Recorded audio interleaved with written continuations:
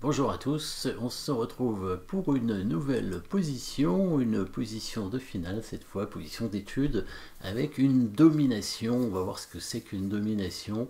Ici, dans cette partie, les blancs vont dominer la tour adverse. Alors on va pas gagner avec les blancs, on va seulement faire nul. Mais c'est déjà pas mal avec une qualité de retard dans cette finale.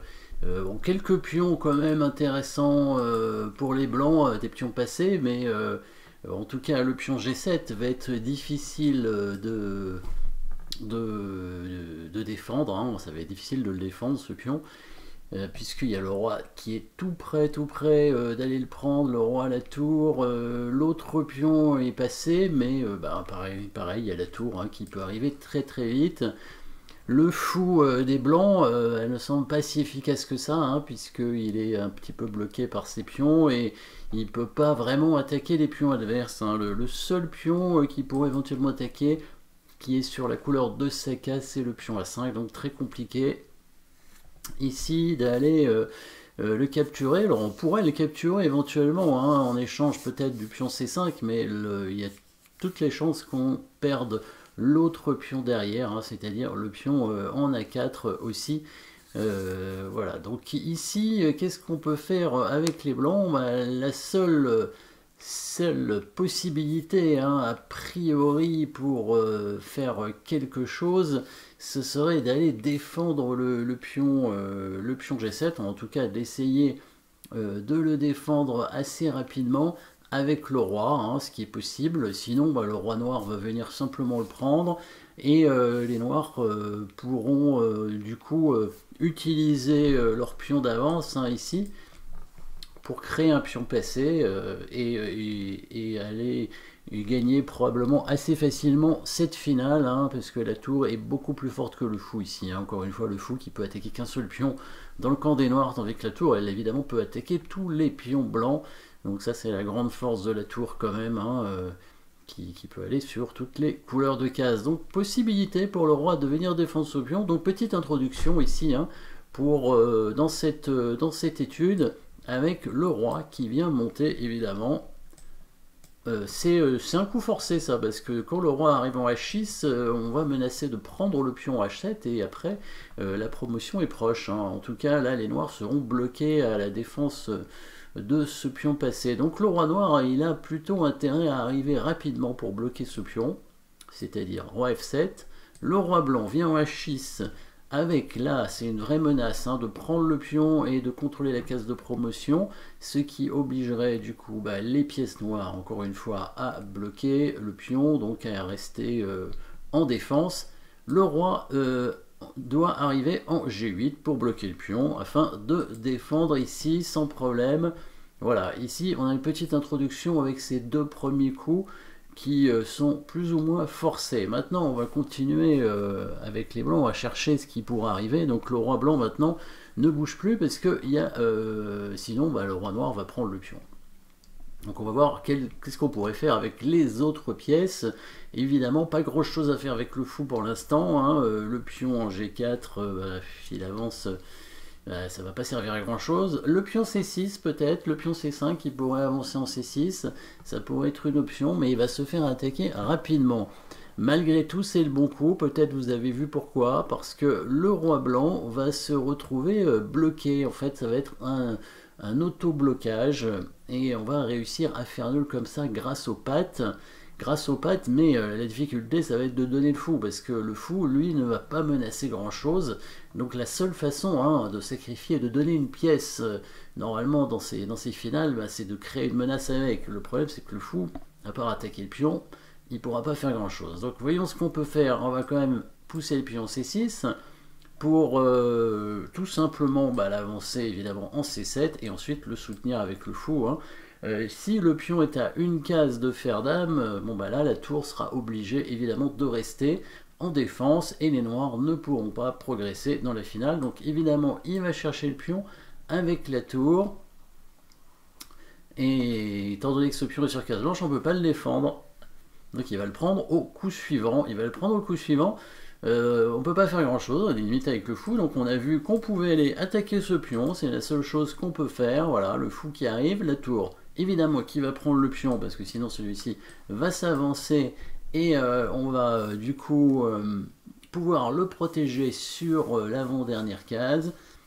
Voilà, là on arrive dans cette position-là avec la tour qui attaque le fou qui peut prendre le pion, mais est-ce vraiment une bonne idée? Parce que si le fou prend le pion, la tour va simplement s'activer probablement en C5 hein, pour attaquer le fou, et attaquer ce pion ici, et après pourra tout simplement venir soit aller chercher un autre pion, soit venir derrière le pion passé ou menacer en faisant échec hein, ici de faire sortir le roi et donc de récupérer le pion.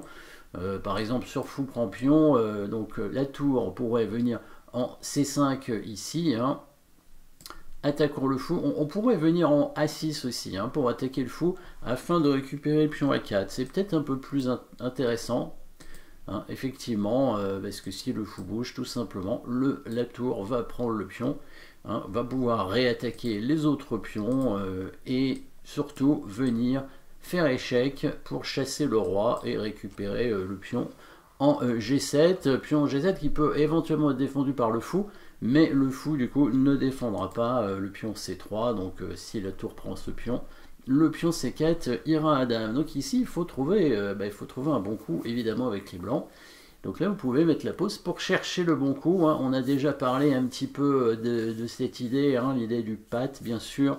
Donc ici, on va évidemment essayer de se pâter, puisque le roi blanc, pour l'instant, n'a qu'une case, mais on a la possibilité, bien entendu, de la bloquer en poussant le pion. Oui, le bon coup, c'est bien le pion qui avance en G5 ici, voilà. Et l'idée, c'est que si les noirs prennent le fou, et bien les blancs n'ont plus de coup, donc c'est le pat, et donc c'est nul.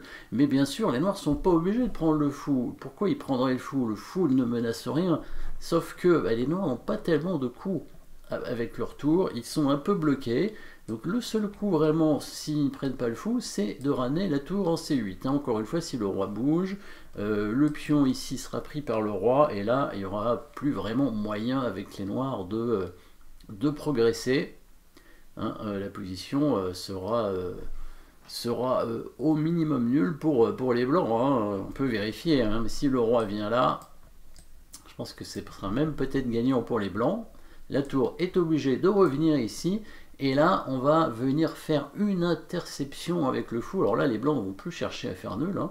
Ils vont bien chercher à gagner. On pourrait faire nul hein, en mettant le fou en D8 d'ailleurs. On pourrait continuer peut-être à faire nul comme ça, mais le mieux ce serait évidemment de mettre le fou en C5 pour le mettre en F8. Et là ce sont les blancs qui vont gagner, parce que si la tour passe en G8, le fou vient en F8 et les noirs sont en Zugzwang, hein, l'obligation de jouer un coup. Et ce sera forcément un mauvais coup, parce que si le roi bouge, on prend la tour.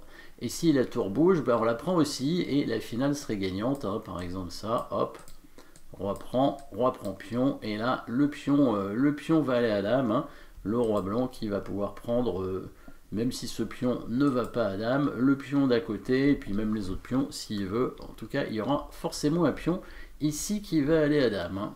Alors, pas fou D8 hein, ici, hein, mais bien fou C5, bien sûr. Donc ici, la tour en C8, obligé, mais du coup, que vont faire les blancs maintenant? Parce que là, les noirs ont un plan relativement simple, c'est d'essayer d'amener la tour dans le camp des blancs pour faire échec, voire mat en fait, hein, sur la colonne H. Donc par exemple, tour B8, tour B1 et tour H1, voilà le plan des noirs. Évidemment, c'est un plan qu'il faut absolument empêcher avec les blancs. Mettez la pause pour trouver le prochain coup, hein. Il ne faut pas prendre le pion ici, parce que sinon... à nouveau la tour va venir en A8, va prendre le pion et ensuite va aller derrière, hein, on ne pourra pas l'éviter, hein. Encore une fois attention au Zugzwang, hein, l'obligation de jouer un coup. Ici on va bloquer la tour noire avec une domination de la tour, on joue bien le coup fou C7, voilà, sachant que le fou est imprenable, hein, il est invulnérable ce fou ici. La tour qui va chercher à éviter évidemment le fou.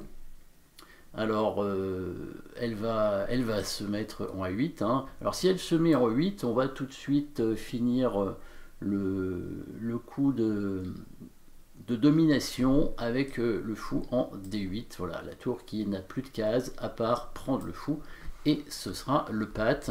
Donc le seul coup, c'est bien d'aller en A8, dans l'idée d'obliger le fou à bouger et ensuite de repartir à un meilleur endroit. Mettez la pause pour trouver le bon coup. Bien sûr, on va essayer de bloquer la tour le plus possible. Voilà, donc on n'hésite pas à bloquer la tour en mettant le fou juste à côté. La tour qui n'est qu'une case. Et on continue, bien entendu, vous avez compris l'idée. On continue avec le fou. La tour n'est qu'une case encore une fois. Et on revient dans la position de tout à l'heure. Et ça va, et on va tourner en rond. Hein, tour C8.